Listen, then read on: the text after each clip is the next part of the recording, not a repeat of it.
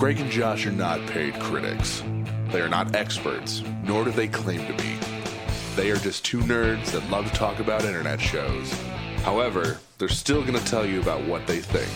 So sit down, relax, and enjoy the latest episode of All Queued Up.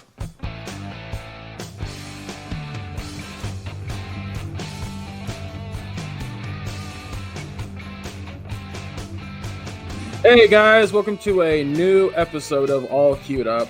If you're new to the podcast, what we do here is we watch shows in their entirety on an internet streaming platform. We give our thoughts of impressions and give a grade at the end.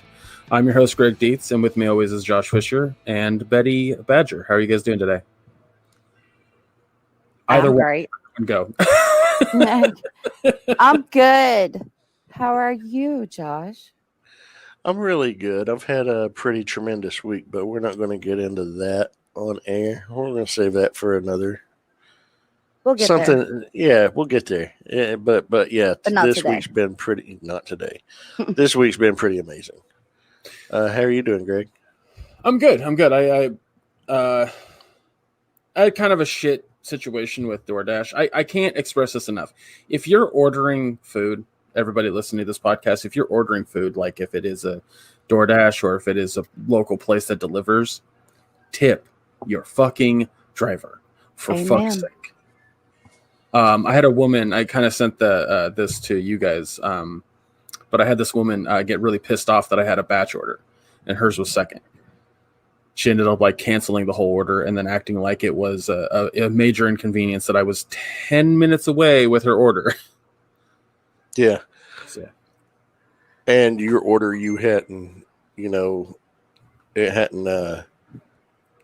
It was still warm. It was still hot.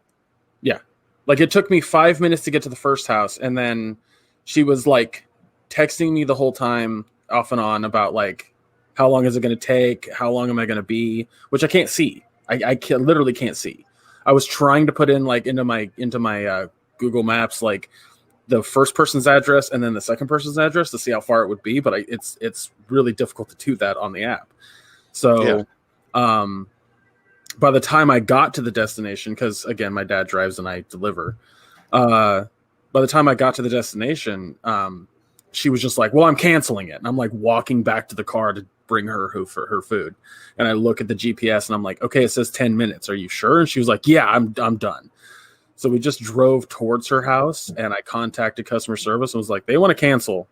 Do you want to try to figure this out?" And they were like, "Yeah, we'll figure it out," and gave us half of the pay, which was $6, and then I got to keep all of her food, which was bento boxes and sushi. So I got a good dinner out of it and a few bucks, which is fine, but the shit's annoying. Like I'm sitting there thinking, like, I'm trying to keep my scores up. I'm trying to keep this job so that way we can pay our fucking bills, and I didn't need any extra shit, so that was annoying. But yeah, I've never canceled an order once it was already en route. That's rude. That's just But here, again, it's distance is a different thing here, and we know if we order something to be delivered to our house, it's gonna take 45 minutes to an hour at least. I mean. So we're just much more patient about our food arrival. It's funny. It rarely happens. What happened with me rarely happens. This isn't like a common occurrence, but I do get people like mildly irritated that it took 15 minutes to get to their house. See, that's insane. It's like Pizza Plus is only 15 minutes down the road from me. If I wanted to go and pick it up, I could get it in 30 minutes. Usually if I place an order for delivery, it takes 45 minutes to an hour and a half to get here. And I'm okay with that because, you got I know how it works. You've got other people you also have to deliver to. They don't want to send you out on one delivery at a time. You've got batch orders. That's just how it works in the pizza business, especially, but that's the only thing you can get delivered around here because nobody else delivers. And there's no third-party delivery services like DoorDash or Postmates or Uber Eats.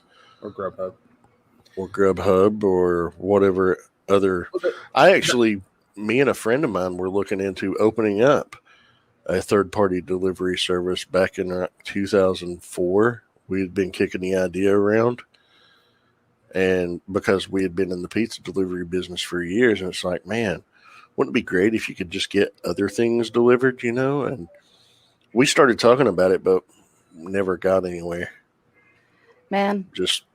Well, you know, think about the gas, though. I mean, because again, everything here is so, nothing's close. Nothing is close, really. I mean, it takes a hot minute on some back roads to get wherever you're trying to go. I mean, Yep. That would be the gas, the insurance, trying to drive on 81. Oh, nah, man. Nah, I'd rather not. Oh, when I worked for Papa John's in Abingdon, our delivery range I always felt was way too big. Because I worked at other delivery places, and you know, we had a more concise delivery area. And like, for instance, at Papa John's, a good day I would take maybe 12 to 15 deliveries, and that's, you know, really spread out and all over the place. And yeah, the other place that I worked at for years and years, you know, more concise, I could take 25 to 40 deliveries on a day. It's sometimes more. I mean, there were times that I took over 60 deliveries because it was a much smaller delivery area. yeah. But, you know, It's yeah, rude tip to your do it drivers. after it's already on the way, and always tip your drivers and try and tip them a little bit more because, you know, it's like, I don't care what I get. I always tip at least $5 to the driver, even if it's a $10 order, because, you know, you have to get in your car, you have to drive, you're putting your life at risk to bring me fucking food. Be nice, give them a little something extra, because some places they don't get to just also keep the tip. Sometimes the company's going to take some money away from them at the end of the night. Yeah. These are things to remember, you know, so tip them nicely. And the extra part to that really frustrates me about people is that the right now we're going through the California wildfires, and my sky is still gray. It's on occasion extremely hard to breathe outside. Mm-hmm. I have to wear the mask all day. My dad has to wear the mask all day. Usually we take it off in the car because fuck it, why not? You know, it's impossible right now. Sometimes, rephrase that. It's impossible sometimes to take the mask off and just be like, I'm going to breathe normal air, because it's not. Yeah. On top of dealing with COVID stuff, on top of just, you know, bringing you your fucking food and driving around idiots, like, for you to be like, well, my food was like not exactly satisfactory, so this person deserves 1 star, pisses me the absolute fuck. Yeah, you've got nothing to do with the food, man. It's like, I've never gotten pissed off at my delivery driver because, you know, they fucked up my pizza. Usually the delivery driver has very little to do with that. And so, you know, they're bringing you what they're told to bring you. That's it. You know? Yeah. It's like, if you can't tip a lot and you can only tip like $2 or something like that, that's fine. But also remember to rate, if you're doing a service like this, like DoorDash or Postmates, remember to go into the app and rate the driver. Give them 5 stars if everything they did was fine. If they kind of like maybe got lost at your apartment, like, take into consideration they don't live there. Like I've been doing this for 18 months, and there's a lot of little things that I've noticed about how people kind of react when, let's say I go into an apartment complex and I can't find their fucking apartment. Like, why are you getting pissed off at me? Why are you rating me low because I couldn't find your fucking apartment with no instructions? The fuck is wrong with you? Yeah, I don't. Yeah, no. It's like, we have a new complex in our town, and it's a Food City, which is a grocery chain that's local to this area. And it's been there for at least 6 months, and I have yet to go there. I don't want to drive up in there because I know it's going to be confusing as hell when I do. And that scares me when I'm driving, because I've been in too many wrecks as a passenger. I'm always defense, you know, I'm on the defensive. And so if I can avoid a situation, I will. And so far I've been able to avoid it. And now it's become like a thing, seeing if we can get me into there, if I have to be forced into it, or how long I can withhold. And so far I've been able to withhold. I thought I was going to have to do it a couple of weeks ago, but I didn't. So You know, it's funny you mentioned that. I've never been in a car wreck. You are lucky. Better knock on some wood. I mean, I've said I've been in at least 5, maybe 6. I've been in were 5. Three were my own fault because I was experiencing periods of blacking out, falling asleep, and not realizing it. And I wrecked and totaled 3 different vehicles in 18 months. Good Lord. Mm-hmm. Yeah, none of my accidents were my fault. I was never the driver. But it's apparently me being a passenger. I feel like it's bad luck. So I'm like, if we go to the beach, it's an 8-hour drive, but I'm in the driver's seat. It's very hard for me to give up control of that because it makes me nervous as a passenger at this point. Because after 5 wrecks as a passenger, you're just like, yeah, this can't be. Yeah, this is the thing. This is happening. Let me drive the car. I mean, so far it's worked. When I'm driving, bad shit doesn't happen. It's funny because the most I've done was what I did recently with the driving over the curb and not realizing it. Oh, I've done that so many times. So the only issue is it was a low riding car because it's, you know, had like 160,000 miles, I think it was something like that. Yeah, you can't drive a low car around here. That's just asking for trouble on these back hollow roads. No joke. Like there's a very rural town that's just right outside of where we live called Wilton. And whenever we have to deliver out there and the person's like, yeah, just you know, come onto my gravel road. Our car's just like, this is hard. This is tough as shit. What the fuck is happening? It will eat away the undercarriage so quick. I mean, it's like around here too. I don't know how much you guys have to deal with snow and icy roads. Almost not at all. We do, and so they layer salt on these roads when they come through. And that shit will destroy the underside of a vehicle. It will also kill your trees. If your trees are too close to the road and they salt it too much, your trees can get salt poisoning, as we have learned. We've had to cut down 2 of them. They're predicting a rough winter for us this year, too. Mm-hmm. For the first time in probably 4 years. Yeah, it's not. Yeah, I'm not looking forward to it. 2020 has been a dumpster fire, man. Continues to be. Speaking of dumpster fires, this is you guys. Our audience knows where we 3 stand politically, and which means fuck Trump. Yeah, but yeah. There was something that happened recently that I immediately thought this is absolutely the exact opposite of what I want. And that was, I guess, like Joe Rogan's like co-host or whatever the fuck he has on his podcast was like, Joe and I want to have a 3-hour to 4-hour debate with Biden and Trump, and we'll be the moderators and no live audience. And I was just like, that sounds like the absolute worst thing on the planet. It does. Yeah, because I like Rogan's commentary on UFC. I like his stand-up, but I'm sorry. His political, I don't know. I don't see him being savvy enough to be a debate moderator, especially when it comes to being a fact checker on a lot of the things that they have to discuss. And, of course, it wouldn't matter anyway because, you know, apparently you can give him numbers and I don't think the science is there. I don't think science knows. I'm sorry.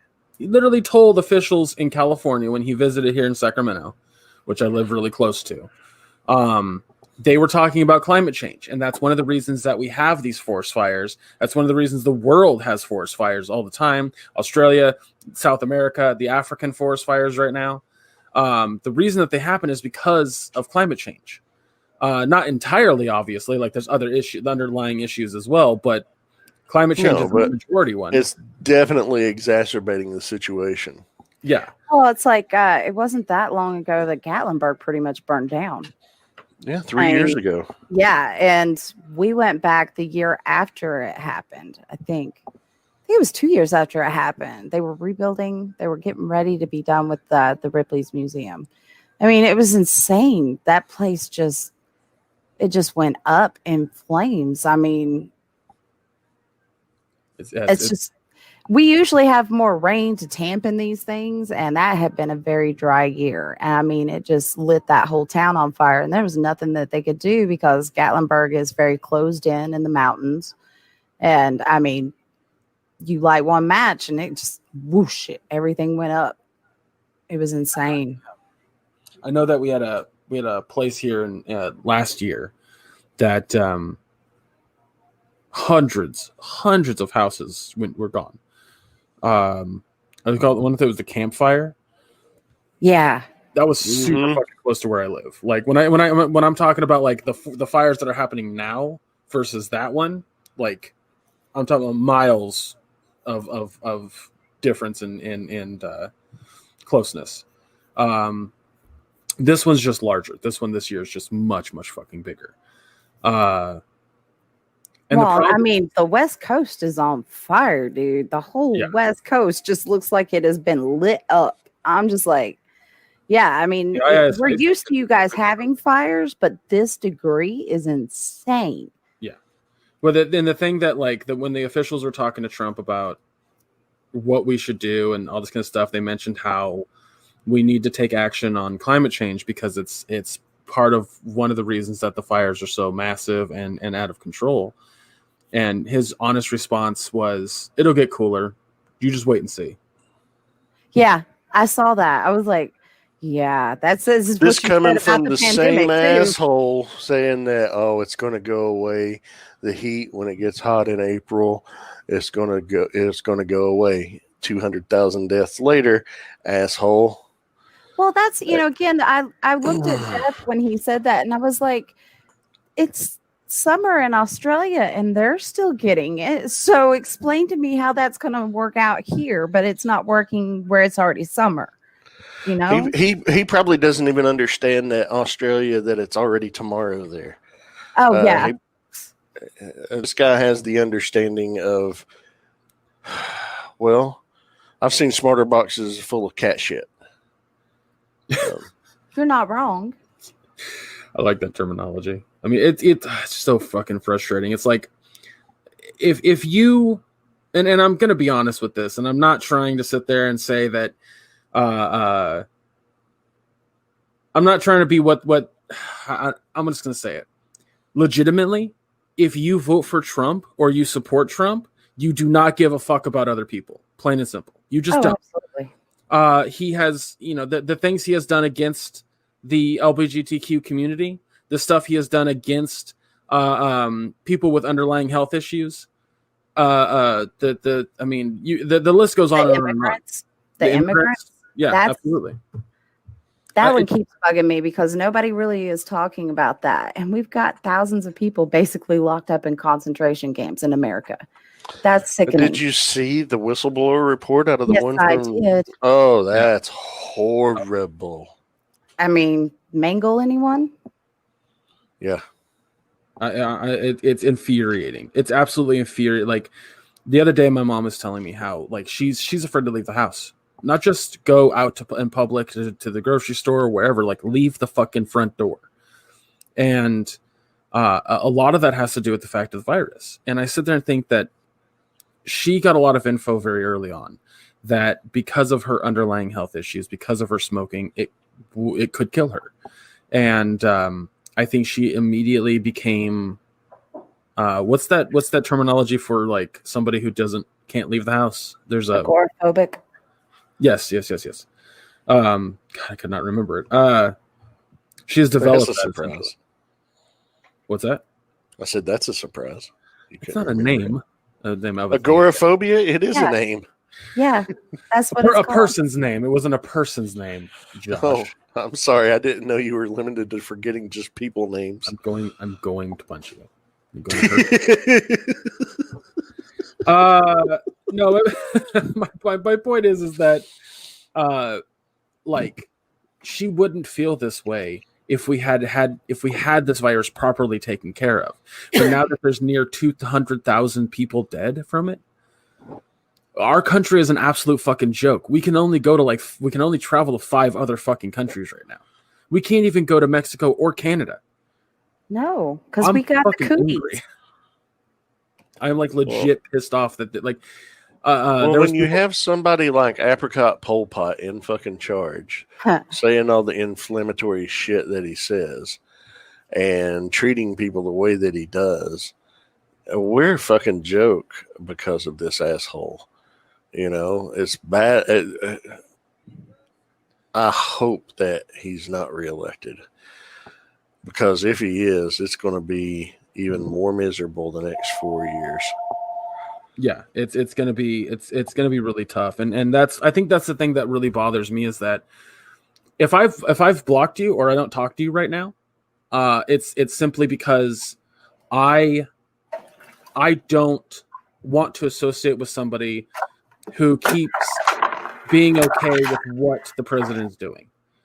The new one that with the Woodward tapes being out in the public now. And him basically saying that he underplayed the virus, like he knew he underplayed it because it is a dangerous virus and he didn't want to cause a panic. People are defending that. I've listened to somebody actually defend that and say it's actually better that he didn't want to cause a panic. Are you fucking kidding me? It's like there is a way to go about this without causing panic, but still informing the population of how dangerous something is. I mean, for fuck's sake, keep calm and carry on, I saw somebody who made the comment like, well, that's what a good military leader is supposed to do. Only let you know what you need to know. I'm sorry. Well, this isn't the military. No. And he is not the leader of... No, he couldn't lead shit. So apparently last night of this recording, he had an interview with ABC, and it is a disaster. I watched it, but I've heard tons of people say like, "Wow," and it's so much of a disaster that even Fox News has recognized it's a disaster, except they're calling it an ambush on Trump. So I need to see it and laugh my ass off, but man, I am just annoyed. Like I just like there's a clip going around on Twitter right now of a bunch of these assholes wearing MAGA stuff and with their masks in their hand, chanting that they're not wearing a mask inside a fucking Target. Like there's a solid 20 of them, and it's just it's going around like wildfire, and I'm so fucking angry. I swear to God, right now, if I see you in public and you don't have a fucking mask on, or you're saying that you don't need a mask, we're about to fucking throw down. Like, I'm so fucking irritated and pissed off at these people. I'm done. I'm absolutely done. I left the house for the first time since March the 7th, 2 days ago on Monday, the 14th. And, well, with the exception of the day we moved, which I was in the car for 10 minutes going from the old location to the new house. But yeah, it was the first time I left since the day I met Betty in person for the first time. That was March 7th. Yeah. I wore a mask. I didn't like wearing a mask. I only wore it in the building that I had to go into. I didn't like it. It was unpleasant because I am claustrophobic, but I fucking wore it. I had to. I was in a medical facility. Did it suck? Yeah, it was inconvenient. But guess what? I was in there for over an hour and a half, and I didn't have to go to the doctor for these mask-related injuries that everybody says, all these harmful effects. But again, if that were true, why aren't surgeons just dropping dead all the fucking time? Exactly, which is the first point I made. There was a guy that I was cracking up at it was a TikTok video, just FYI, but he was like, all these people are right. All these anti-maskers are totally right, guys. Like, the thing about doctors is that we have to replace them all the time because they're dying after a week of having to wear a mask all the time. Like, he goes, the surgeons that we have, we have to replace them all the time. Like, he goes, I can't tell you how many times I've died on the job from wearing a mask. I was fucking losing it. He's a clone. But yeah, we've got our Gattaca out there somewhere or something, We have to hire our surgeons. They all have to fit a certain profile. Their eyebrows and the eyes have to look like this. That way you never know they've been replaced. That's exactly right. I said at the beginning. I said at the beginning of this pandemic. I said back in March, you can track it to my Facebook account. If you don't treat this virus seriously, I will forever. You'll forgive me if I forever consider you and treat you like an idiot. I stand by. I remember that. I still stand by that, straight up. Like I'm telling you, man. People are like, I'm not afraid of any virus. All right, go out and start licking fucking toilet seats and doorknobs. Please, fucking, I want to see you get it at this point. God, no joke. I know that's a horrible thing to fucking say, but it only has. I'm sorry. % kill rate and blah, blah, blah. Okay, yeah, you can say that. However, you're not looking at the percentage of underlying issues for the rest of your fucking life. Yeah.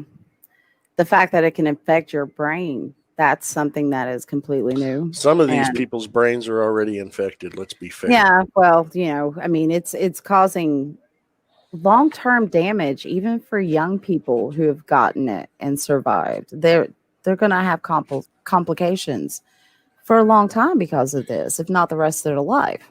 Yeah, we don't know the extent because this virus hasn't even been around a full year yet. That's the thing.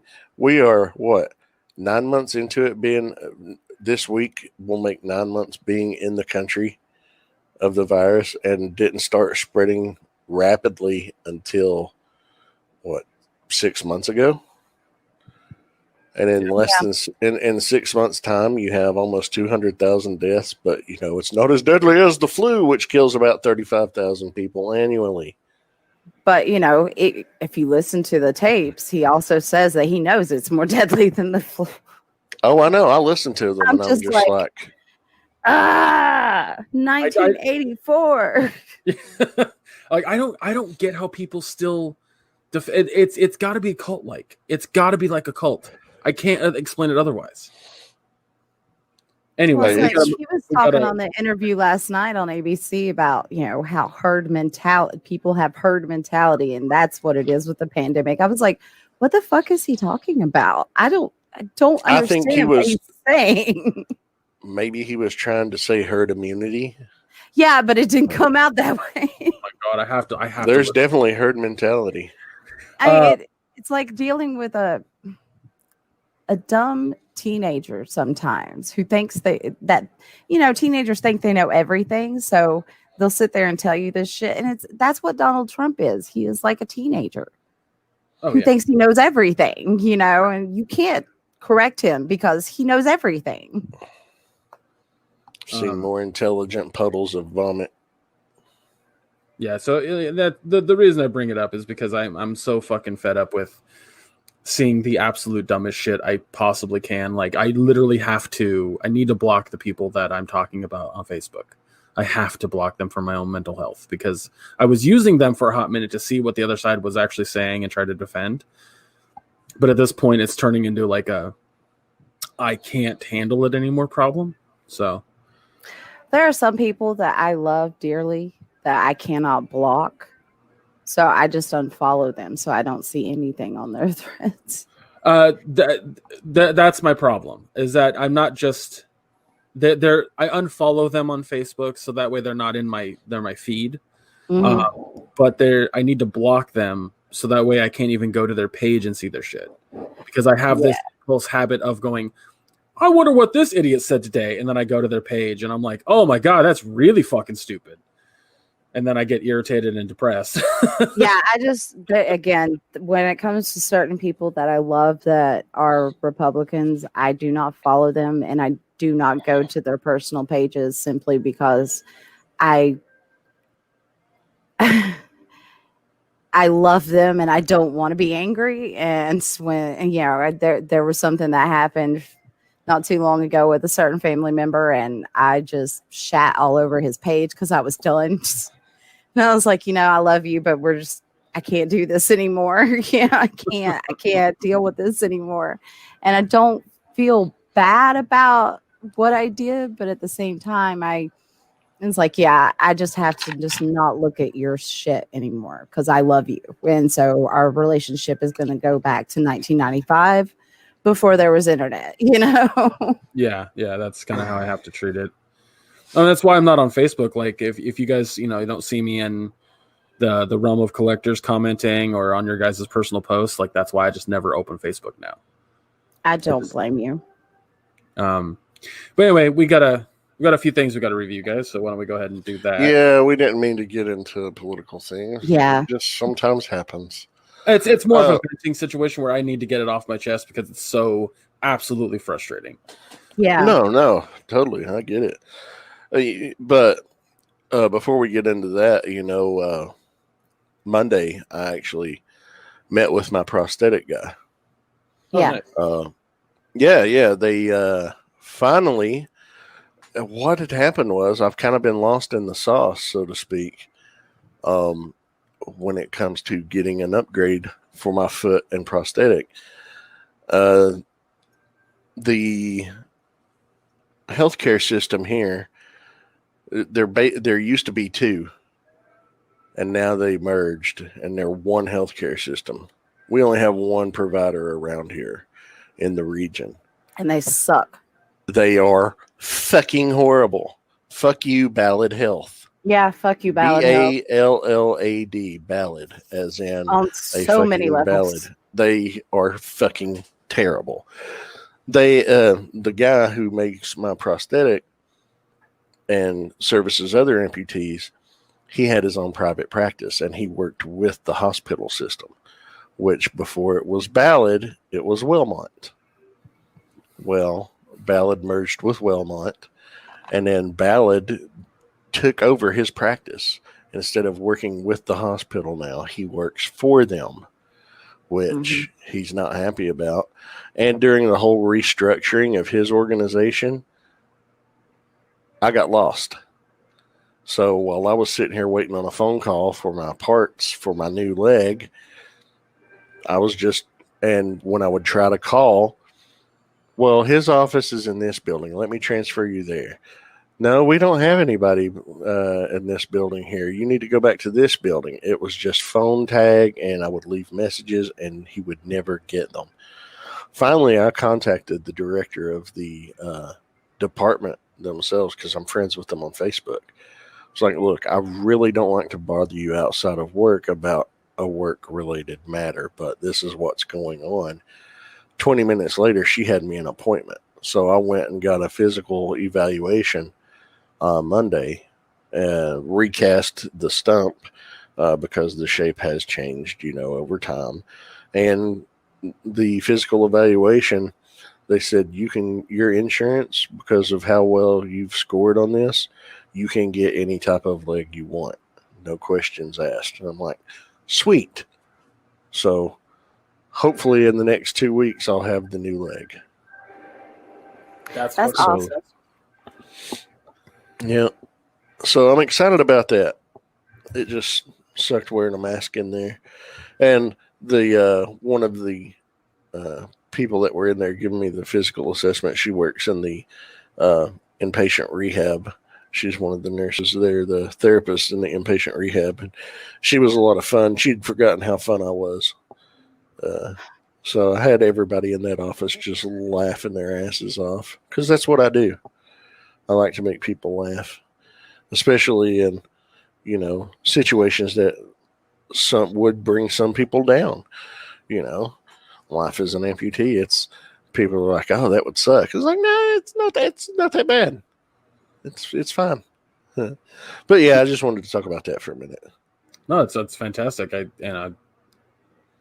know that little things like because I don't know if it's a little thing that you are an amputee, but things that kind of help your quality of life are definitely something that are worth sharing. So, oh yeah, I mean, he said, and he showed the physician there that had to be on call just in case there was a medical emergency. It had to be present. He's like, you can see that this foot that he's been using for the past 2 years now is shot. It needs to be replaced. And they're like, yeah, you can see that. Because of it, I have great difficulty traversing steps, So this is just going to make things like that much easier. Little things that most people wouldn't think about. Of course. I mean, that was the thing. My because I think I told my dad that you were getting the prosthetic upgraded, basically, And he was like, wait, so over time prosthetics kind of degrade and you have to get them replaced. I was like, oh yeah, absolutely. I was like, I kind of surprised he didn't know that. Yeah, you're supposed to get a new one every year, just about. Yeah, it might have been for like he might have known something in regards to it, but he was just kind of surprised that you had to do that so early, as was what he said. But I should have gone through. I should be on my 4th one now, and I'm just now getting my 2nd one. Oh, Jesus! Yeah, because you're supposed to go through probably 3 on average in your first year, and then usually on average 1 a year after that. Damn. Mm-hmm. Well, are we ready to go on to the reviews? Yeah, let's do it. All right. So we're going to review the newest episode of Lovecraft Country, episode 5. It was called Strange Case, but I think a more fitting title should have been called Husk. Husk. Yeah. Or Chrysalis. Or Chrysalis. That too. But there's a reason why I feel Husk would have been a better title, and we'll get into that as we talk. I kind of feel like that storyline, not only like this whole episode, unlike the last one, was, if you hear that in the background, I'm so sorry, they're picking up my trash right now. On a motorcycle? That's what it sounds like. What? It sounded like a motorcycle. Oh no, it's the garbage truck. I can hear him picking up dumpsters. I don't know how well this mic picks up background noise. Hopefully not at all, but usually it's pretty quiet in the mornings around here. Anyway, this entire episode was totally like narrative driven, whereas the last week's episode was not as narrative driven to the whole plot. Mm-hmm. Like it was, but it wasn't. This one was like everything that happened seemed important to the continuing the plot. Everything. And I just want to say, I told y'all so that Ruby storyline, the Ruby and William, was going to be interesting. And it sure as fuck was. Oh, yeah. Very interesting. I did not expect that, but wow. Yeah, I was definitely like, oh, okay, that's the thing. Also, this episode had a lot of sex scenes. Like, right? A lot. Yeah. Madison would come out of her room coming into the living room. And I'd be like, no, wait a second. I got to pause it. Oh, I fast forward.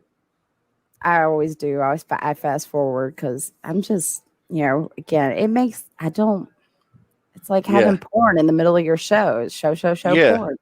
If I'm not participating, I don't care.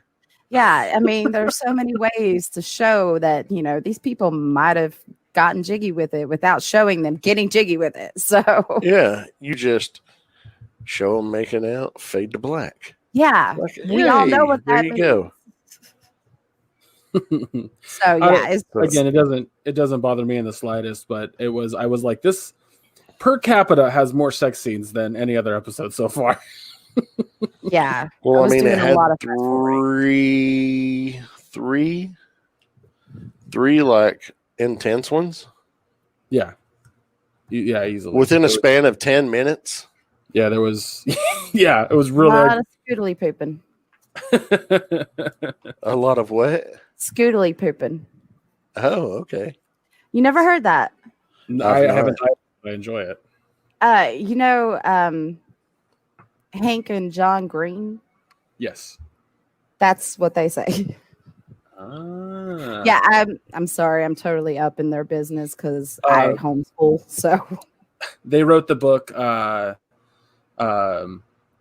my God, something stars. It's about the kid who has cancer. A Fault in My Stars. A Fault in the Stars. Jesus, which was turned into a movie.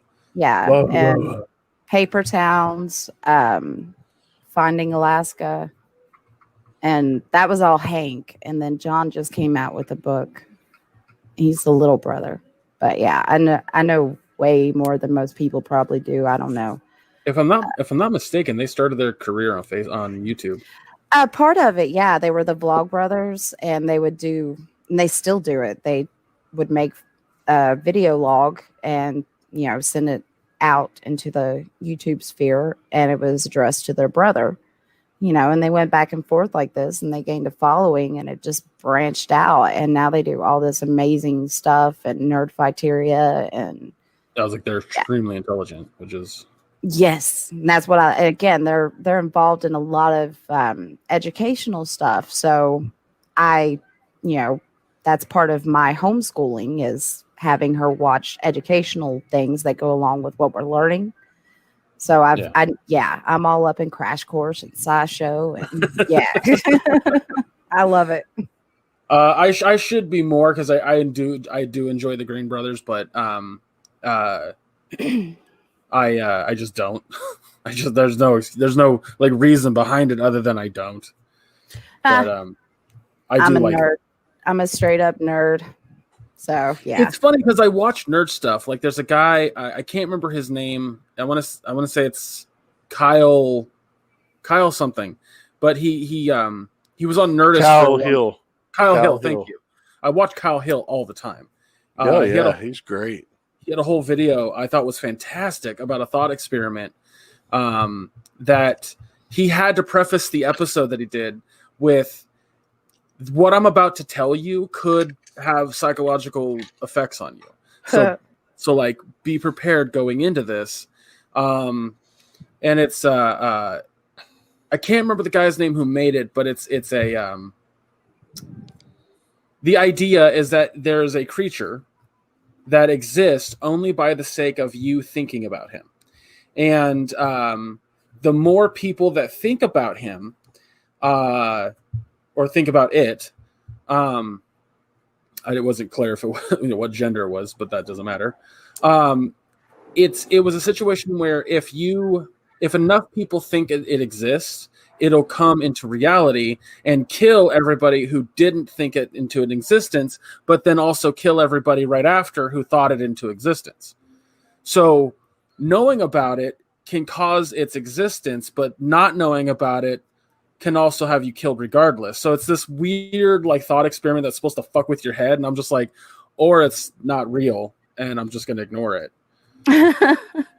But it was the way that he explained it was really fucking fascinating. So, and he does other stuff on physics and how certain physics would work in fictional settings. He got really popular on Nerdist because he was like taking the idea of, in terms of physics, how would a person like Captain America be able to throw their shield and bounce it off things to have it come back to them with very little effort?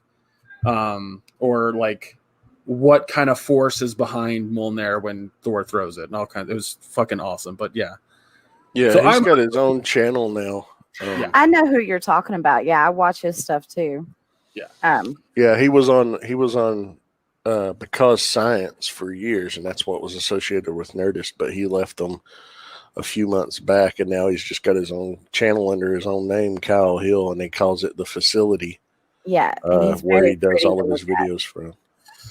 He is a handsome man. However, have you seen his videos where he showed his not so handsome self before he let the hair grow long and he didn't have any facial hair? Wow, no, I don't need to see that. It's funny. I don't need to see that.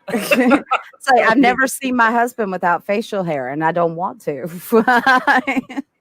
I'm okay with that. 18 years of marriage, and he's always had facial hair. The reason I mention him is because I watch the nerd stuff too. I just don't. That's why I don't have a reason for not watching the Green Brothers, because I enjoy that nerd shit, but I just don't watch them. I don't know why. I'm subscribed to their channels. You should. You could learn some things. Well, back on to Lovecraft Country, because yes, got distracted. ADD podcast, folks. I really enjoyed how we kind of had two major plot threads and then one minor plot thread. Because the stuff with Montrose didn't seem major, but it definitely was important, you know? Yeah. I think it tells you a lot about him and his character and who he is as a person, because that was not what I was expecting to happen with his storyline, and when it did, it explained a lot to me. Yeah, 100%. What did you guys think of? I don't know. Maybe I'm off base here when I say this, but I thought that the stuff with Letty's sister, I can't remember her name because I'm terrible. Ruby, thank you. I was thinking that the stuff with her and the chrysalis thing, it was more the past episodes when they would have the Lovecraft part, it had less to do with the plot than this did. Like it was important, or no, sorry, not plot. The racial implications of what was going on. Like this seems stronger in regards to that, considering it was a part of the story that like it mixed in. It took the Lovecraft stuff and the racial stuff and made it into one. Where every other episode, it felt like it was two separate things. Ish. Am I off base with that? No, I don't think you are. It really did. It's like, when Ruby comes in and says that she doesn't want to do this anymore, and she, Annie tells her, she's like, he didn't pick you so you could experience being white. He picked you so you could do whatever the fuck you want. Then shit got real. I was like, oh, damn, because again, I knew this plot line was going to go somewhere the week before. I was just like, some shit's about to go down. And when it happened, I was like, oh, yeah. And I mean, the whole experiencing life as a white woman, it also she experienced looking in on it. And, it's different when you're on the inside and you know what's happening, and then you're forced to be on the outside and just only able to look inside. She got that perspective on this last week's show. And I really, really, really enjoyed that the horror, the Lovecraft horror was mixed with the racial stuff. I really fucking loved that a lot. Because the first episode, it was like, oh, the monsters just show up. In the second episode, it was like, the Lovecraftian stuff was very much central, and then the third episode was kind of mixed in with the major like racial stuff, but not quite in like completely. And then last week's episode, it was like I didn't really feel like we got any racial stuff necessarily. We kind of did, but kind of didn't. And this episode, I was just like, fuck yes. Like, fuck yes. I was totally into it. So. Yeah. And as a woman, there's another layer added on top there, that I was really into. Yeah. It's really cleverly written, is, I think, my biggest thing about this episode. Josh, you're very quiet over there about this episode. Well, no, I'm sorry. I was just letting you guys go on. I don't know. I was digging the whole episode. I thought, man, I was fucking. I thought it was fascinating because, he it opens up with Ruby, and she's been transformed into a white woman, and then you see this metamorphosis back, and he's just all nonchalantly just kind of holding her down on this plastics, like, look. Stop fighting it. You're going to make it worse. And then just starts hacking her flesh open. And it's just literally tearing her flesh away of this outer flesh to reveal her normal form underneath. And you hear bones breaking and everything. It was crazy. And you know what I immediately thought of, Greg? What's that? Paige Guthrie, a.k.a. Husk from the X-Men, Cannonball's younger sister. I forgot about that. Her power is of metamorphosis. She peels away her outer layer of flesh to show a new form underneath, or made of whatever substance underneath. Like she can make herself like steel, like Colossus, or make herself rock, like the Thing, or what have you. And they always, in the comics, you just see little pieces of flesh being torn away, and they didn't get too graphic with it. But they always make the comment, oh, it's so gross watching you husk like that. that's why I was thinking, man, Husk would have been a great title for that episode, because you see it happen. You see how she's having to dig into her body Yeah. to peel away those outer layers of the flesh, and it's just, it was really Yeah. gross. It was really It was. gross, but also like I couldn't turn away because it was so fucking cool. Yeah, it really was. I don't know if Betty feels the same way, but I love good horror that has some visceral shit in it. So watching her fucking metamorphosis with all the grossness, I was like, oh, this is great. This is awesome. It's some great effects. It really was. I think that it was a fascinating storyline that they focused on her. You know, it's like, okay, here is a very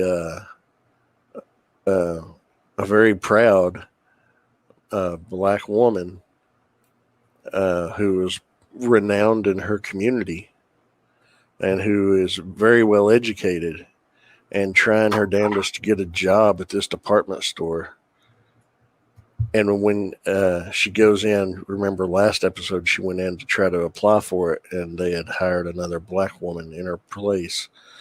And she thought, well, that was it. That was my only shot. So now she's posing as a white woman using this potion to land the job that she hoped, and showed the qualifications, and they immediately hired her as an assistant manager. She was so overqualified for the position that she wanted. And then come to find out that the girl that had gotten hired in her place only had a 7th grade education. So, you know, she felt it was such a slap in the face. So she is taking advantage of the white privilege that comes with being white. I mean, I think that's what my favorite thing about this episode was that anybody who doesn't understand what white privilege is, or sits there and says that it doesn't exist, if they're watching this show, I hope they can actually see what white privilege is. Like, this show. Yeah. Well, I think something else as well is, it wasn't, to me, it didn't just show white privilege. It also showed that women, no matter what skin color they have, all have something in common. And that's, they're under the patriarchy, you know? Yeah. The white male always ends up on top.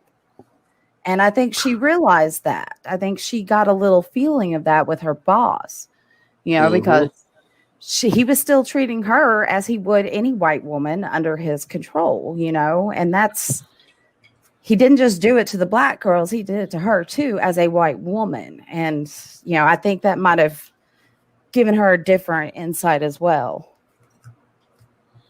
Yeah. Well, this is why women need to all stick together, no matter what. Yeah, I think that was an angle that I definitely was like, oh, wow, it's interesting that she's saying what she's saying and kind of treating that woman the way that she's treating her. I was like, that was so fascinating. I was all into it. Anyway, why don't we go ahead and give our final thoughts and a grade, and we'll move on to the boys, since we have other things to review, and we're already close to an hour into this podcast. Betty, go first, please, and thank you. Yeah, I'm gonna have to give it another A plus, actually, because that ending was bomb. It was amazing. I loved it. The ending was just, I was screaming on the couch. You know?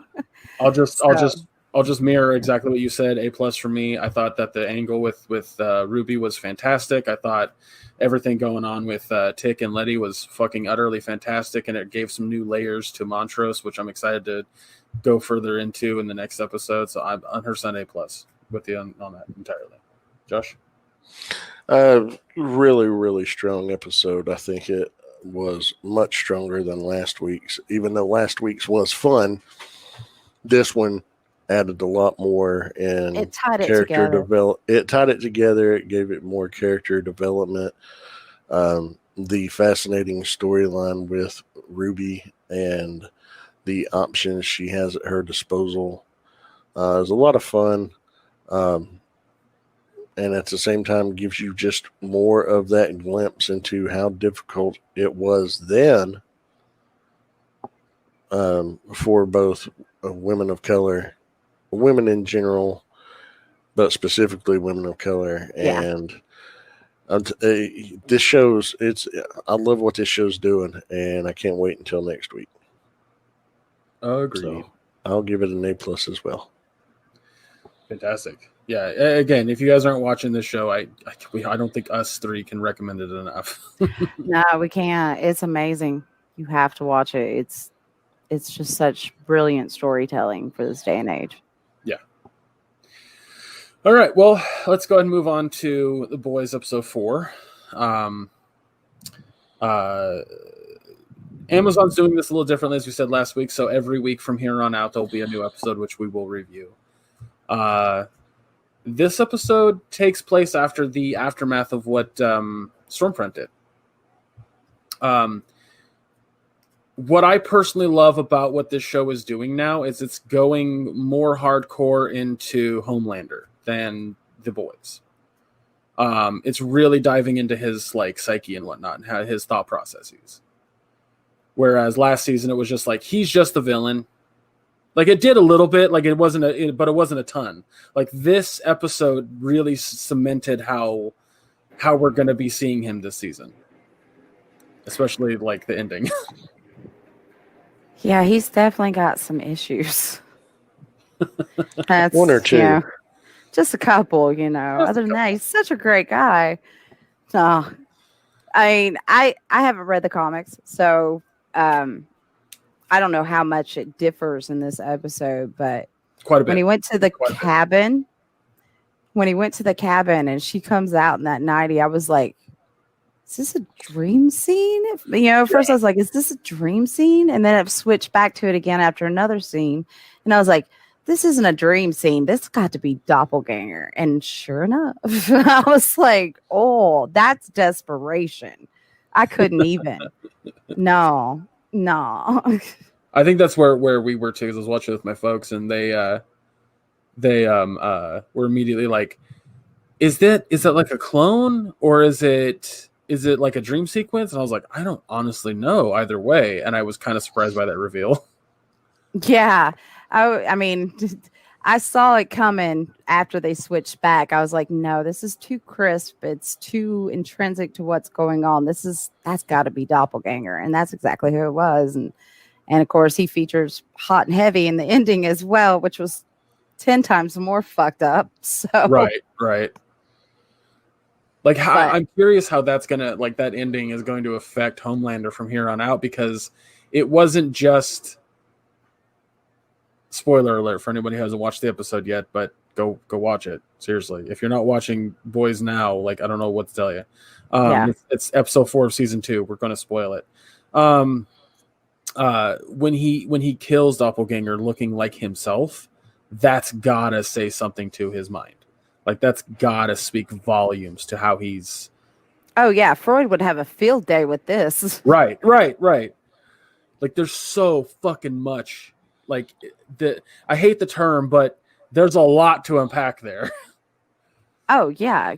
I mean, what was going on before he killed himself? I was just like, are we about to see this? Is this about to happen?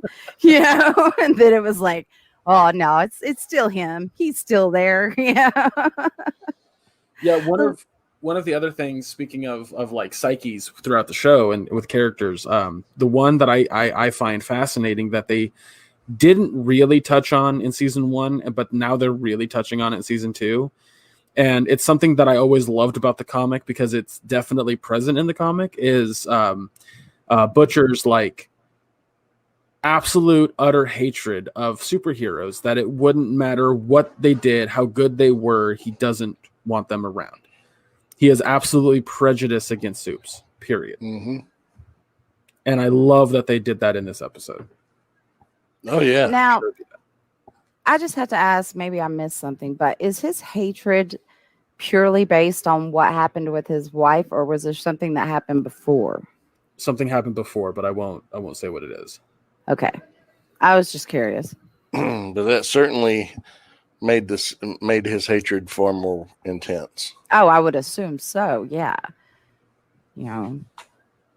I wouldn't be happy. I mean, Yeah, there's definitely. I don't know if they'll do the same thing as the comic in terms of what his history is, but if they do, it'll be great. But if they don't, it needs to be just as impactful. And I think they will with how this show's going and the writing and all that stuff. Like I feel like they will. But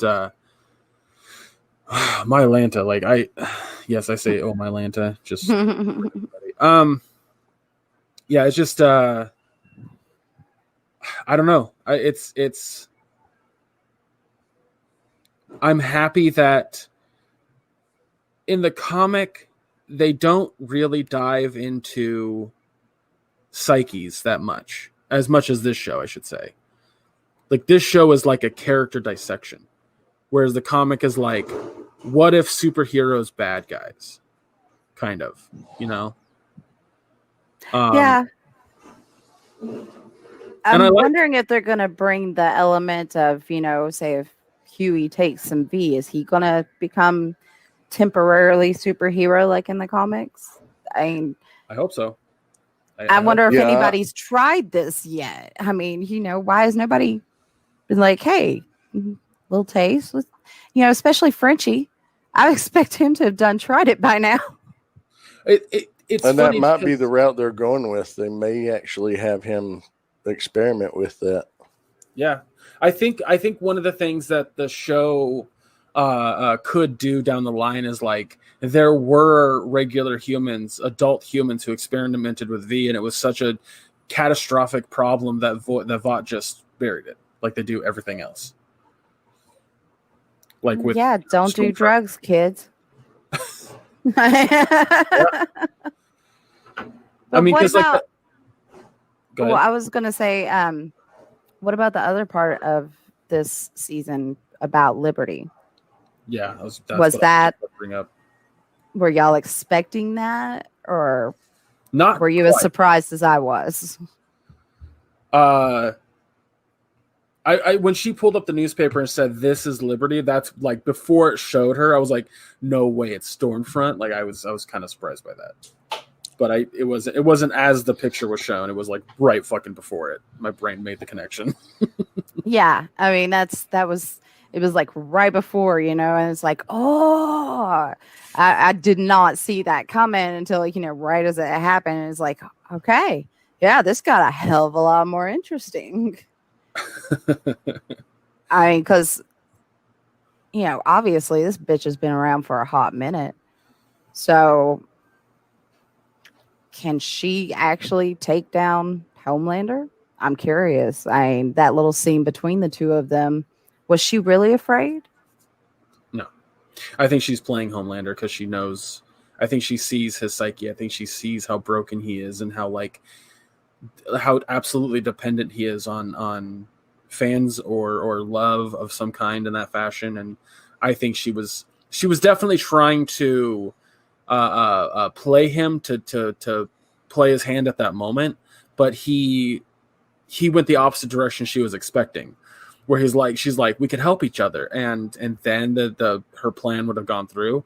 But the fact that he said, I don't need anybody's help, and walked out, I legit can't tell if that's part of her plan or against her plan, and now she has to figure out something new. At this point, I'm on the fence. I'm more on the side of like it's part of her plan. Well, that's the thing. Somebody that narcissistic, yeah, they don't need anyone else. At least they don't feel like they do. She has to know that about his personality. He does not rely on anyone else. He loves adoration, but Right. he, it's his spotlight and his alone, unless he dares to grace it with you and let you have some of that limelight, but only for as long as he wants you to have it, you know? So that's his character. She has to know. And even if it was her plan A, you don't go into shit like this without a plan B. Yeah. You're right. You're absolutely correct on that. She had to have known there was always a chance he would turn it down, even if that was her plan A. Which I would think it's not, because how stupid would she be? Yeah, exactly. I'm very excited to see where the season goes, because at this point it's not entirely divorced from the comic, but pretty strong departure so far. but not in a bad way. I got to clarify that if you're a fan of the comic and haven't watched the show yet, don't think that it's like because it doesn't stick to the source material 100% that it's bad. It's just a different medium and has to tell the story in a different way. Comic books tell a story one way, movies tell a story a different way, and the way that they're telling the story here is more into the psychological aspect than the comic did. So you're getting more story basically out of the show. And personally, I'm a giant fan of that. If you were to read the comic, you'd be well past wherever the fuck they are right now in the show. As a matter of fact, I should mention this. I haven't finished the comic. I haven't read the whole thing, but I've read quite a bit of it. And the whole thing about Billy Butcher's wife still being alive and having a kid doesn't exist in the comic. Totally different. Oh, wow. Okay. So I was fascinated by that, actually. And when he found her and they saw each other face to face, I immediately thought, this is not going to end well. Oh, no. And it's sad because you can see how much he does love her and care for her. And her still for him. But now she has her son to think about. And she realized, you're not going to accept him. And, of course, it's because he's a fucking soup. He could melt your brains if he wanted to. Yeah. So yeah, that sucks because it's like you want to root for him. You want him to get what he's hoping for out of life, but at the same time, He's it's got not some about issues him. he's got to deal with too. He's got issues he's got to deal with, and it's not just solely about him anymore. Mm-mm. And he can't realize that. I mean, I have to say personally, if the storyline with his wife, if that had happened to me, it would have been straight to Planned Parenthood. Yeah, I mean, nope, not happening. I'm just saying that's me, but that's another storyline for a different day. Well, why don't we go ahead and give our final thoughts and a grade? Since you went last on the last show, Josh, why don't you go ahead and go first on this one? This episode was really great. Very intriguing. I loved the road trip with Huey and Mother's Milk and Starlight. I really loved the Butcher and Becca storyline. I love seeing, Homelander just getting so upset and fed up with Stormfront and feeling that he doesn't have control. I really like what they're doing with this season. I want more of it. Today episode, as of publishing, which will be today, episode 5 came out. Hopefully I've already watched it and enjoyed it. But yeah, looking forward to it. I give it an A. Give it an A+. I love this fucking show. Betty? I would give it an A. Definitely. Yeah, like I said, Troy would have a field day with this. As somebody who's new to all of it, I'm enjoying it. I do like the whole psychological aspect to it. I'm very interested to see where exactly Stormfront actually falls on all of this, because she does talk a big game, but how does she get away with it? That's, again, I'm very curious to see where all this is going. So I definitely give it an A. And looking forward to Fridays, but I will not have watched it until my husband gets home, because I am not a streaming cheater. Yeah. Well, I'm not either, but Misty's got her hours in for the week, so she's done with work, so she'll be free to watch with me. Yeah, see, I have to wait for him to come home from work. I will say I love the whole deep looking for a wife thing. That's hilarious. I'm just gonna mirror what you image. Yeah, the Scientology thing, that's still cracking me up. Yeah, it was pretty funny. I'm just gonna mirror what you guys said. It's definitely an A episode. It's yeah, I absolutely fucking love where they're going with this season. I love the direction. I love that it's different enough from the comic to where I don't know what's gonna happen. Like I do enjoy that. I think that's something I want to argue all the time when people talk about adaptations, is that if you want to see the exact same thing that you read, that's boring to me. I want a little variation. I want some changes so that way I can enjoy a new thing, and that's what this is for me. Yeah. So, all right then. Well, let's go into our little experiment that I talked about that I wanted to do. So we each watched something this week ourselves, and we're gonna give a quick impression of what we thought of the show and if we think you should watch it or not. Josh is gonna go first, then Betty, and then me. So, Josh, go ahead and take it away. It's actually something that's been around since 2016. Had 2 seasons in 2016 and 2017. It's a Will Arnett project.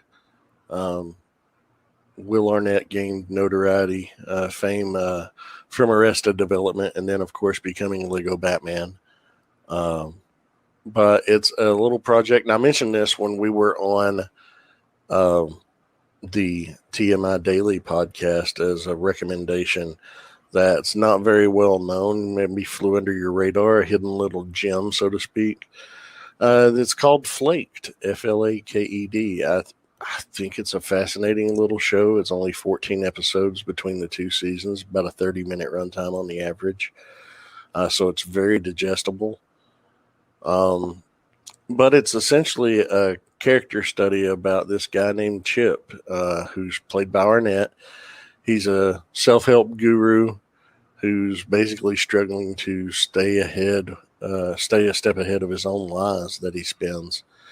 He's a recovering alcoholic, or seemingly so, who is also an AA sponsor. And it's a great little show, man. I don't want to spoil too many things about it, but like, he seems like this just he looks like he's coasting through life. And it opens up, he's at an AA meeting and he's talking about how the reason why he's there is because he killed a man because he decided to drive drunk one night. And as the story goes on, at the end of the first season, you find out he didn't kill the guy. It was his ex-wife that was driving drunk that killed the guy. Yeah. And he took the fall for her. And as a result, her dad, who's a real estate mogul, lets him have a storefront pretty much rent-free. It has an apartment above it. So he's just kind of coasting through life off of this disaster and tragedy that happened, but at the same time make it into his personal guilt story, so he can be this guy who's like people look to when they're having struggles because he's been through the struggles, but yet he's secretly, his bottle of kombucha that he's always drinking on is actually wine. But yeah. He's like, I never stopped drinking. You find out he just pretends to be a recovering alcoholic, but he's not an alcoholic at all. It was his ex-wife. It was, and it focuses on him and his best friend Dennis, and their friend who's goes by the nickname of Cooler, who is just a total burnout. And this waitress that Dennis is infatuated with, whose name is London. And Chip is guilty of always swooping in and taking girls, as Dennis puts it, that he's interested in. He's like, I don't swoop. What are you talking about? And of course, then he swoops in and takes them because he's a jerk like that. But the thing is, London, that's not her real name. And the reason why she's in town was to find the asshole that killed her brother. And ends up falling in love with that asshole.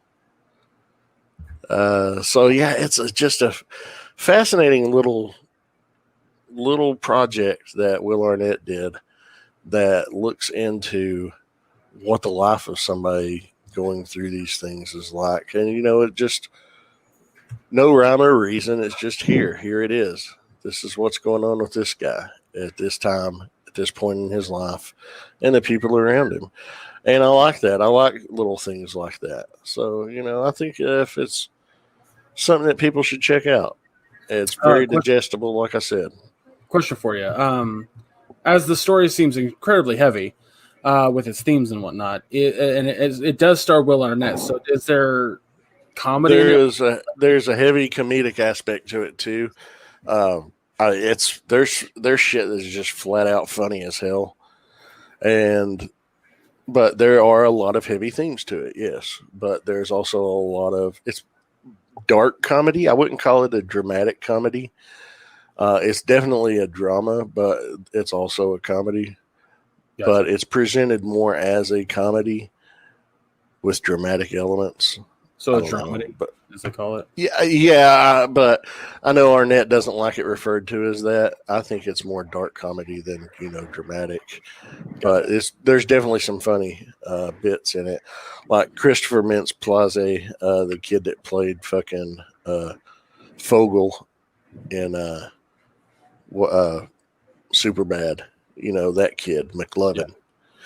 He plays this .com startup tech guy that in the show who's Chip befriends, and let's see who else is in it. I'm trying to think if there's any. That's probably the biggest star in it outside of Will Arnett itself. Most everybody else. Oh yeah, Heather Graham shows up. She plays his ex-wife. And Kirstie Alley plays his best friend Dennis's mother. It's a cool little show. Nice. I might actually check it out with my pops or something. I think it might be something that you enjoy. Maybe. Like I said, it's one of those hidden little gems that didn't get a lot of popularity, and I think it should have. Because if you look, critics give it mixed reviews, but most users, it's got like an 89% approval rating. So there's that. There you go. All right. Well, awesome. Betty, what show did you bring to the table? The Outsider. It is on HBO Max, and it is based off of a Stephen King novel, fairly recent. If you've read the book, it's not a ripped from the pages adaptation. Anything I've noticed Stephen King has his hands in when it comes to his stories, he never tells the same story twice. So if he's going into a creation with a TV show, it's always going to be, there's going to be differences, because he's kind of one of those people that seems to always wonder, well, what if I tweaked it in this respect? So The Outsider is kind of a doppelganger story. It starts out with a guy who is very well respected in his community getting arrested for killing a kid. And it happens at a baseball game, which he is a coach of for the little leagues. And he gets arrested in front of the whole freaking town, pretty much. And the evidence pretty strong. DNA, fingerprints, blood. He's on camera everywhere. But it wasn't him. And so you get introduced into the storyline where people have to confront a reality of the supernatural that they don't want to. The lead character in this, who is not the guy, of course, who got framed, he gets killed very early on. He has a lot of trouble dealing with this, and he's very tropish, I have to say, for what I consider horror film or horror series dads. Oh, no, you're absolutely not levitating off the ground right now. That's an updraft of wind, So he does come to terms with this over time. And you get introduced to a character who I like. Her name is Holly Gibney, and she's pretty much the one who pulls this all together. She does a lot of investigation, and she has to bring it to the table that, yeah, this thing exists, and it's real, and it's a problem. And it's a really good story. It happens in the South, but nobody really has a Southern accent, so that's a little weird. I noticed that as a Southerner. It's like they're talking about Georgia and Tennessee. I'm like, y'all don't sound like you come from there. No. But, yeah, in the book, it happened up north. And then they end up in Texas. Well, again, in his books, everything takes place in Maine. Yeah, there's always a small town in Maine. But, for what it was good. I do not recommend doing what I did. I went into it with about 75% of the book read. So once it started deviating, I was going off track a little bit. I was like, what? You know? So would you recommend somebody watch the series, then read the book, or vice versa? Either one. Do either one first, you know? But complete one before you start the other. Yeah, because it was like being dropped in the middle of a new timeline halfway through the story, you know? And it's like, oh, crap, you know? So it was good. I would give it a solid B. You know, overall, it's definitely a nice little, you know, slow burn thriller. Now, is it just a limited series where it's only one season, or will it be an ongoing? Or... I think there's a possibility it will be ongoing with the Holly Gibney character. Now, as I said, this is based on a King book, The Outsider. He's also written a book of little short stories, but it's one main story. It's called If It Bleeds. And that's the title of the book as well, as If It Bleeds. It has like 4 different short stories in there. But that's the longest. If it bleeds, we can kill it. That's the longest, and it revolves around Holly Gibney and this storyline. But it takes place after, and she's actually dictating what's going on with her to the main cop from the Outsider story. So I think there is a good chance that this is going to go on with her. Especially the way it ended with the series. So, and he really likes this character. So I'm really hoping that he will take her on to do new, interesting things, because there's so many places you could go with it. So it's still open-ended as far as IMDb so far. There's no close date on it yet. So there's a possibility there will be a second season. Fingers crossed. Cool. I'll have to put that in my list. Definitely worth a watch. Yeah, I'll probably check that out with my mom, because I know that she's a huge Stephen King fan. So yeah, she'll like it. All right, well, let's move on to me then. Finish off the show with The Muppets Now, or just Muppets Now. You can find it on Disney Plus. I was going to review a movie, the Project Power on Netflix, and then I happened to open up Disney Plus to see what was on there. And I was like, holy shit, that's right, The Muppets Show. I wanted to watch that. I'm a big fan of the Muppets. I love the Muppet Show from back in the day. Oh, God, yeah. They tried to bring it back, and it wasn't as good for some reason. I don't know why. They tried to bring it back several times. They brought it back in the 90s briefly, and it was okay. And then they brought it back, just about 2 or 3 years ago? Yeah. And I was like, all right, that's all right. Like, I think the writers were definitely a problem. Like, they just weren't doing anything well worth it.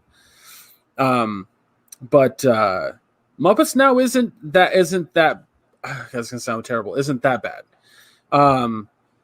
There are a lot of jokes that are just like, it's just really okay, that was an attempt at a joke. And Kermit doesn't sound like Kermit, in my opinion. He sounds different. Could be something else. I don't know. He just doesn't sound like Kermit. Everyone else sounds great. Everyone else sounds great except for Kermit.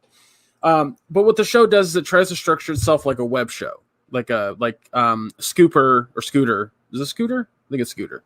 He uploads the new episode every week. And okay, the reason why Kermit sounds different is because since 2017 he's had a new voice actor, new performer. Okay. I feel he like was voiced by Jim Henson until 1990 when he passed away, and then Steve Whitmire took over until 2016. So what did the Muppets do in 2018 and 2019? I'm just curious. You know, he's had a new voice actor since 2017. What was going on then with the Muppets? Does it say anything, Josh? I'm just looking. My problem is that like Kermit has a deeper voice. That's mainly what it is. Like, it's just not. Yeah, it's he's a little grown into a grown-up frog. yeah. It's just like he still has the same cadence and the same like kind of nasally-ish sound to him, but it's just a little deeper. And my brain just goes, "That's not the Kermit I recognize." I'm going to look this up. Yeah, I and that's the thing. I fucking adore the Muppets so much. Like, I went and saw both movies in the theater, the recent ones. I know that I've seen one of the originals, one of the '90s movies in the theater. I think it was Manhattan, but I'm not sure because I was a kid. Manhattan was 84, Oh, damn, 83, definitely 84. wasn't that. Definitely wasn't that. Muppet Treasure Island probably was the 90s. I've seen them all. I know that I've seen them all, but I know that there was one when I was like before 10 years old that I saw in the theater. Sorry, I'm stretching now because I've been hunched over the entire podcast. Oh, sorry, everybody. You have to deal with that. Okay. You son of a bitch.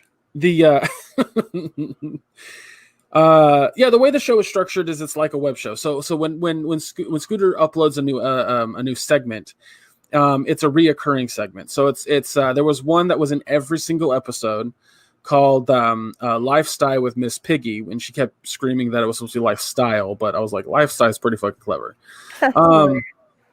And it was always like her trying to give beauty tips or something to that effect, and or doing some new beauty or health thing with Taye Diggs. And those moments were funnier than the rest of the segment. Because one of my favorites was early on where it was supposed to be this new therapeutic massage where you would like slap the face, and it would tighten up the skin and encourage blood flow to the parts that were slapped. And so the woman comes out and she's a Muppet as well, but she comes up to Taye Diggs and she just kind of taps his face and goes slap, slap, slap, slap, slap, slap, and then to Miss Piggy just fucking whack, right? And I really enjoyed that slapstick. It was fun. And then Miss Piggy loses her shit and beats the living shit out of her, which was so those segments were really funny. For the most part, there were a couple that were but then the rest of the segment was like she'd always have a call with two other Muppet type characters and then Linda Cardellini. And those were okay. They were fine. I didn't think they were unfunny or hilarious. They were just like, that's entertaining. It's keeping my attention enough. I would say the two segments in the entire show that were my absolute favorite was whenever they did a science segment with Beaker and Honeydew. And they'd have they not every time, but sometimes would have a human guest. But it was always very like kid-based science, like doing elephant toothpaste or showing how propulsion works via throwing pizzas off of a slingshot, things like that. Which I thought was interesting because if this is supposed to be, I always, imagined that if the Muppets was to do a show in regards to science, it would always be silly shit that didn't really matter. But this was like, if a kid were to watch this, they'd actually learn a thing. So some adults too. You know what? Nowadays, I believe it. The other segment that I thought was the absolute peak of it was the best thing ever was any of the Swedish Chef segments. Because they'd always have a real chef on, and all those chefs, kudos for playing along. Because holy shit, you all did a fucking fantastic job. But it was this like turkey Muppet character. Can't remember her name for the life of me, but because she's fairly new, if I'm not mistaken. But she's hosting it, and it's the Swedish chef and whatever a real chef are supposed to have a competition on who makes the better dish. So of course the Swedish chef is doing what he does with the silliness and the slapstick, while the actual chef. But my favorite moment was when Danny Trejo was on there to show his tacos, which look fucking delicious, by the way. Like holy shit! Like I was like, Danny, I'd like one of your tacos, please, and thank you. Or there was an Italian chef on there making like I can't remember the dish's name, but it's Italian and it has spaghetti, but it doesn't use any tomato. It's like you take Parmesan Reggiano and egg, and then you mix it into a bowl that turns into a specific kind of paste. Then you take the noodles and you mix it into that, and then you plate it with something else. I don't remember. So the Swedish chef to say that he finished it, he just put like uncooked spaghetti, 3 raw eggs, and a whole fucking wedge of cheese on a plate. So it's pretty entertaining if you're a big Muppets fan. The whole show is entertaining if you're a big Muppets fan. If you enjoy that style of art, if you will, the whole Muppet thing, like it's fantastic. One of the big things that I do when I watch it is I watch the actors, the real life actors interact with a Muppet, and I go, from their angle, they see a person on the ground with their hand up, a fictional creature. And I just think that would be so much fun. I just think that would be the fucking funnest thing ever, to just interact with a puppet. I fucking love that. Or like Linda Cardellini is in one shot and she's like petting a Muppet dog. And I'm like, just petting a person's hand. Well, she's a good actress. That's just fantastic. Yeah. But yeah, like I said, if you're a fan of the Muppets, it's definitely something you want to watch with the kids.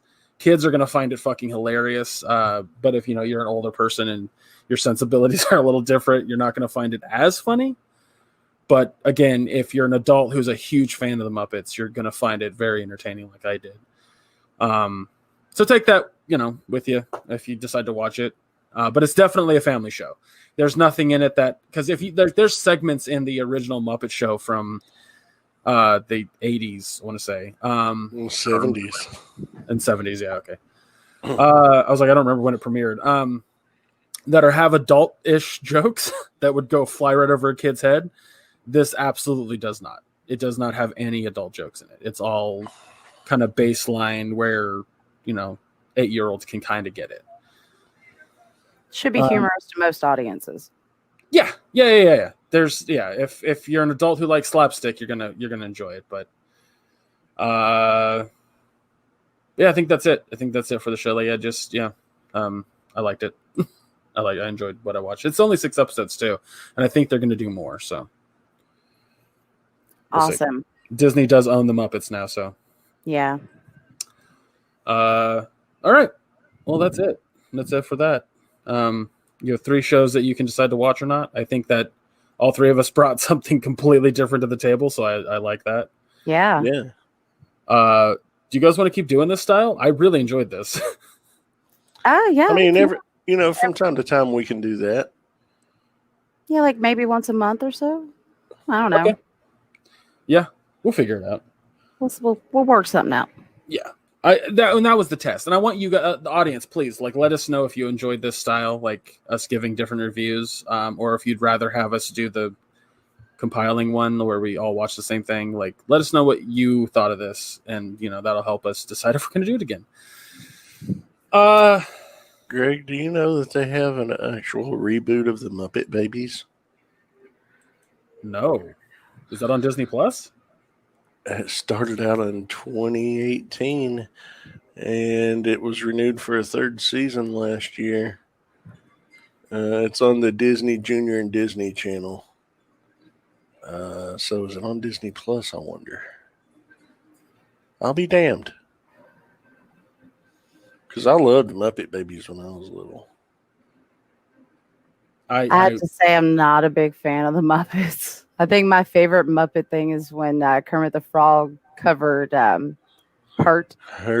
I hurt myself today. Yes. Yeah, so bring if I still feel. bring the octave down just slightly on your Kermit, and that's what the Kermit sounded like in the show. Yeah. Sad Kermit, did you ever see that whole website? Because he did more than just Hurt. No. He did Creep by Radiohead. He did Needle in the Hay by Elliott Smith. He did Hallelujah. Oh my God, you Poor guys! Kermit. Sad Kermit. Yep, everybody go and check it out. Sad Kermit. I'm telling you, it's awesome. I tear up when I listen to Rainbow Connection. So yeah, that gets me every time. Why are there so many songs about rainbows? What's on the other side? My fat ass. All right, guys. let's go ahead and wrap this puppy up with a nice bow. Josh, where can they follow us on social medias and whatnot? Links are down below. Still working on getting the new artwork for the show. Talked with our artist. He had a hand injury. It took him a few weeks to recover from that, but he is working on finalizing Gregg's art and working on both mine and Betty's art because we had to make some changes to mine. But, we'll be talking about those in the future, and it's going to be awesome. Yes. I was going to mention that how next week is going to just be an uninhibited for reasons that you'll find out next week. Yeah. And we will, you can follow the show, the information about the show, the Twitter account, Instagram account, Facebook page, Discord server. Everything is down below in the links. If you want to follow me personally, I'm on Facebook under my name. You can also follow me on Twitter and Instagram there if you choose. They're linked. It's a public profile. It's not hard to find. But yeah, that's where I'm at right now. Betty, where can people find you if they wish to follow you? Under a rock. Oh my. I'm on Facebook, Betty Badger Ogletree. I'm on Twitter, Bright Betty. And I'm on Instagram, Petrichor Betty. And links will be down below. But I'm mostly active on Facebook, which still isn't that much. You can follow me on all socials under Chub Rock Geek. Pretty simple. On my Twitter account, I've been posting videos from playing Fall Guys, and there's some good ones. I had a recent situation where I was fighting another guy on top of a slime climb, which is one of the maps, and I ended up turning him around to push him off the edge. And while I was doing it, my buddy Andy and I were doing the sound effect from Cable Guy when he's doing the music from Star Trek. Da, da, da, da, da, da, da, da, da. And so I edited that into the video. Awesome. So yeah, if you want to see my Fall Guys bullshit, that's definitely where to see that. It's pretty funny. But yeah, other than that, I think October, I really want to start in October trying to get back into the Jackbox swing of things because on October 15th, 7 comes up. I watched some footage of them playing Quiplash 3. Oh, man. The final quip, by the way, instead of like a comic or something stupid like that, you are given a question that you have to give 3 answers to. Nice. So it was really fucking funny what I watched. 2 of the games looks like you can't really play it on stream. But we'll cross that bridge when we get there. But it's interesting. I've watched all of them. I think Champed Up is going to be really good on stream, where you basically create a superhero based on other people's drawings. Interesting. Oh, that'll be fun. Yeah. I'm not making any guesses as to what will work on stream and what won't, or what will be popular and what won't, because I was absolutely wrong last on number 6. Yes, you were. But that's okay. Oh. Okay. We need to play though for real soon. I've had people hitting me up and saying, "When are we going to do Jackbox again?" So yeah, I know. We need to figure out when we're going to do that. Saturday nights would be the best, but we'll get there. Yeah. All right, I think that's it, guys. Again, you're going to want to join us next week. It's going to be a big episode. It's going to be great. I can't tell you what, but I can promise you're going to want to be there for it. Changes. So we're not reviewing anything also next week, except I think we're actually putting off. I hadn't planned on it. I figured we'd still cover the next 2 episodes like normal. Okay. All right. Then we're still going to do Lovecraft Country and the Boys. So watch that and join us next week for the other discussion that we're going to have. It's going to be a fantastic. That's all I can think of. I think that's it. All right, guys. Thanks for listening. We love you. Hang in there, and we'll see you next time. Peace, love, and Polly Pops. Take care, everybody.